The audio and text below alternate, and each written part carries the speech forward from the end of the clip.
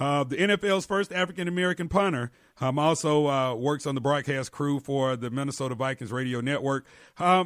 I went to Southwest DeKalb High School.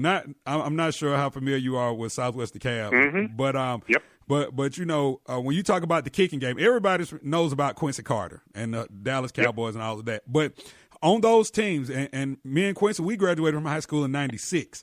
But in the class of '95, we had two kickers. One was a place kicker and one was a punter.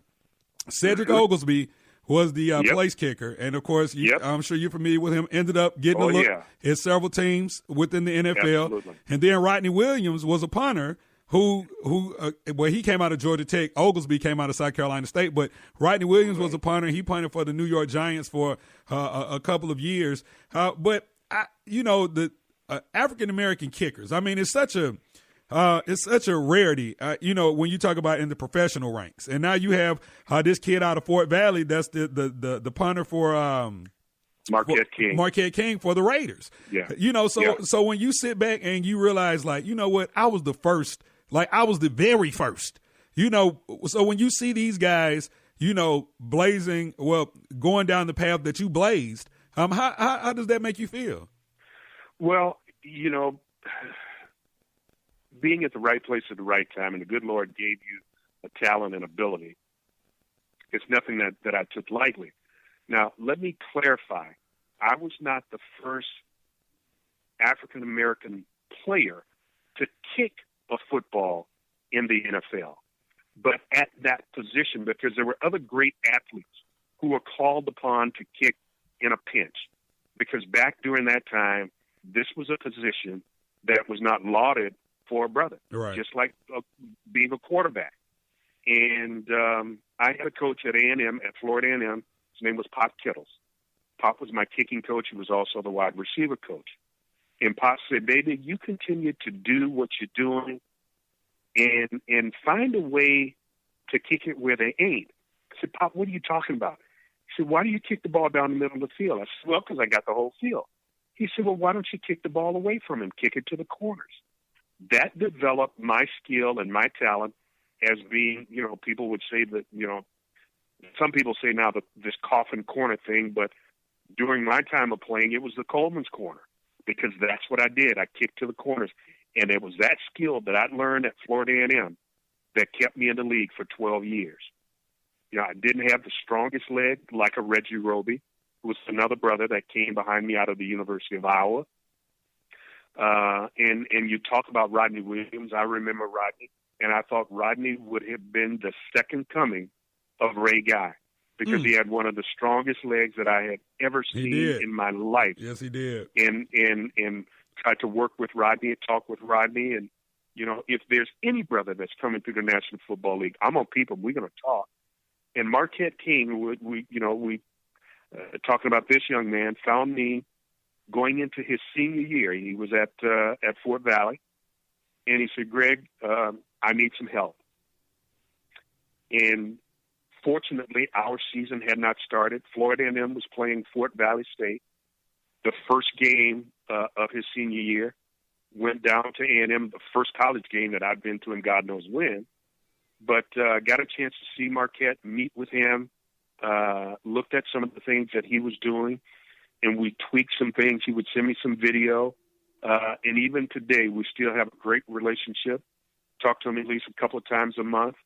And I am so proud of what he has done in representing and showing other young African-American punters that it can be done. And, it takes, number one, talent, being in the right place at the right time, both physically, mentally, emotionally, spiritually, but also it's going to take patience, because nine times out of 10, most kickers and punters don't make it their first or second year. Mm-hmm. So you got to have the wherewithal, whether it's a job or support from family or somebody, to maintain that level of training, that level of nutrition, that level of emotional and physical, all of those things that you need to do to hang in there until you catch on to somebody's practice squad, and then eventually you get your shot. And that's the route that Marquette took. It's the route that I took, because I didn't make it my first year, because coaches because I was also a hurdler. And because of my speed, they said, well, damn, you're the fastest punter we ever seen. We're going to try you at wide receiver. We're going to try you at defensive back. I said, man, these are positions I've never played. And, dude, so it took a few years for me to make it to land my rookie year in Cleveland, and then migrated to Minnesota, spent 10 years here, and finally finishing up in Washington. Yeah, man, that's unbelievable. This is the HBCU Report. Rob Calloway on the line with Greg Coleman. He is the NFL's first African-American punter, and he also works with the Minnesota Vikings.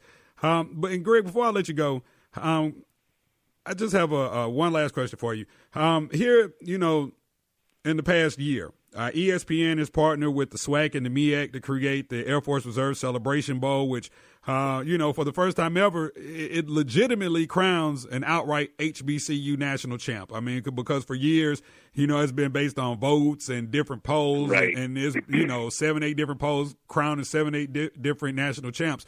But now we actually have a definitive one for the Division I ranks. And you couple that with the fact that after, some of the woes that Grambling State had been having in the past few years, they're back on track. Coach Broderick Fobbs has brought this team, took them off life support and brought the franchise back. And so, HBCU football is good when Grambling is good. Well, and before, hold that point. Let me say something about FAM. And I think what Alex Woods is going to do, the head coach of A&M, right. He's going to get FAM off of life support. That's a great analogy because a lot of people didn't know how bad things had gotten at A&M, and it was almost worse than the death penalty. I mean, I know Alex. I've been knowing Alex for a long time. He was actually Dante Culpepper's quarterback coach up here with the Vikings. So I got a chance to, took my granddaughter down to A&M. She's a sophomore there now, and I got a chance to have lunch with Alex this summer. And I think if people are patient and give him the time and the necessary tools, he's going to turn that program around. There's no question in my mind. And I'm glad because I was going to kind of lean towards that. I was saying that since Grambling is back and HBCU football is good, when Grambling is good, it's the same thing for FAM. Absolutely. When FAMU football is good, HBCU football is good, and that's the one thing, Greg, that we've been missing for several years. I mean, it's been so much turnover at FAMU ever since Joe Taylor left. It's been turnover. Yes. Every 2 years you got another coach. Every 2 years you got another president of the university.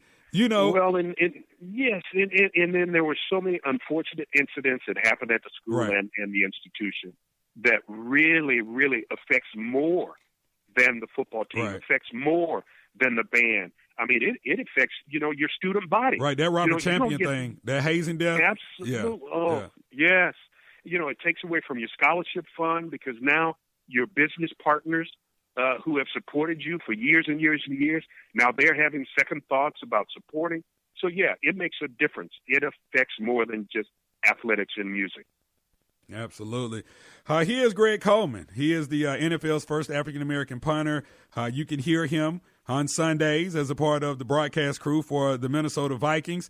Greg, thank you so much for joining us on the HBC Report. Man, when you see AP, tell AP I need him to get back on the field, man, because he's just killing fantasy football right now, man.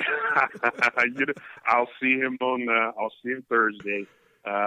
He was finally cleared to practice, which is a good thing for us. And hopefully, we will take care of Dallas on Thursday night, get back in the playoff hunt, and there's no telling how soon you might see Adrian Peterson back on the field. Because he's a workhorse, man. He's a workhorse, and I wish him nothing. Yes, he is. I wish him nothing but the best as he, tries to get back to 100%.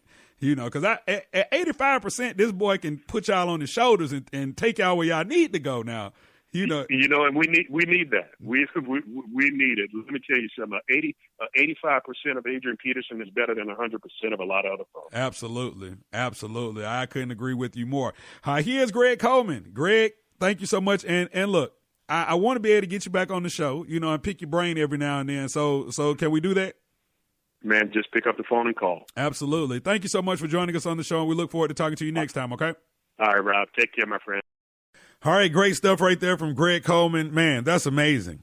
you know, the very first African-American punter drafted into the National Football League, man, you know, and being a black punter or a black kicker in general, that's like an elite fraternity almost, you know, and I know two of those guys, as I just mentioned, Rodney Williams and Cedric Oglesby.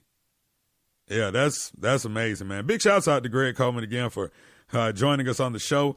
That about do it for this week's edition of the HBCU Report. Coming up next week, you know, we plan on having another great one for you and yours. We appreciate you guys for tuning in on a weekly basis. We are now over 1,000 downloads via Spreaker.com. So big shouts out to all you guys for listening, sharing, downloading, all that good stuff. And shouts out to all our guests from this season as well.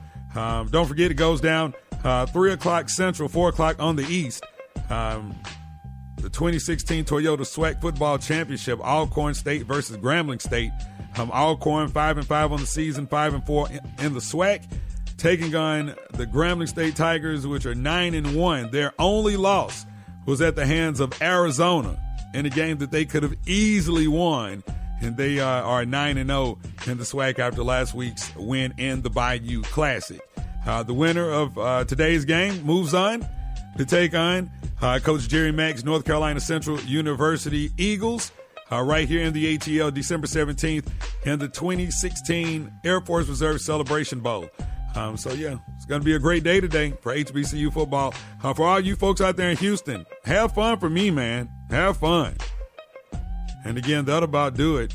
We appreciate you guys again for tuning in each and every week. And we will be back next week with another, well, I was going to say award-winning, but we'll just shoot for another good show. I'm Rob Calloway, and this has been the HBCU Report. Don't forget, in addition to Spreaker, you can also hear us via iTunes, the TuneIn radio app, and also Google Play Music for Android. Have a great weekend. We out. It's the HBCU Report with Rob Calloway.